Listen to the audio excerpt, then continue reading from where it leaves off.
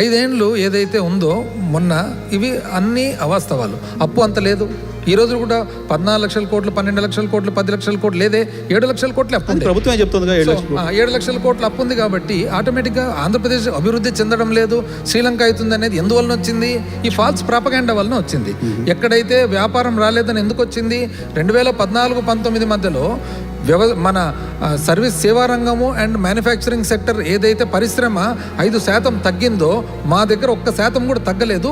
తగ్గకపోగా Covid పెట్టుకొని కూడా కేంద్ర ప్రభుత్వం కంటే కూడా 2% ఎక్కువ సాధించింది. సో మొత్తం ప్రభుత్వ యంత్రాంగం చేసిన పని కంటే కూడా మీకు వ్యతిరేకంగా ఉండే ఒక సెక్షన్ ఆఫ్ మీడియా చేసిన క్యాంపెయిన్ డామినేట్ చేసిందా? దీన్ని కరెక్ట్గా మీకు చెప్పాలంటే వైఎన్ఆర్ గారు, ఒకసారి ఒక క్రికెట్ మ్యాచ్ జరుగుతుందంట, ఇండియాకు పాకిస్తాన్కు ప్రత్యర్థులు కదా.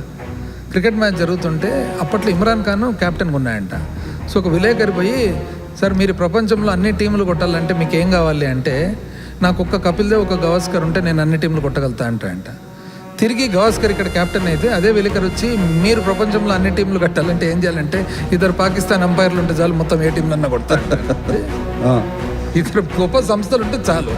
ఎక్కడంటే అప్పు ఎక్కడుంది? అందరూ అప్పు ఉందని అనుకున్నారు కదా.